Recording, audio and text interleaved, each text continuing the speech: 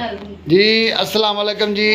आसिम पंजाबी दी team है सारी team ने हुण व्लॉग बनाना करना है यूट्यूब ते टीम वास्ते असीं केक कट्टन लगे हाँ। ए वेखो आए ने बच्चे, प्यारे प्यारे बच्चे, क्यूट। आमना भी आई है, शेर अली भी, अब्दुल्ला हुसैन, है हसन और साम, और अगे है तैयब अली।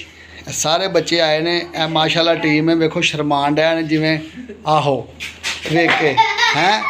यह जी बच्ची है बड़ी हुशियार है। यह सारे टीचर ते इन्हें सारे बच्चों को पढ़ाना करना, ठीक है ना। बुरी बात चलो हुण तुसीं हुण तुहाडी तुसीं हुण किन्ने लाइक आने चाहिए ने वीडियो में दसो जरा।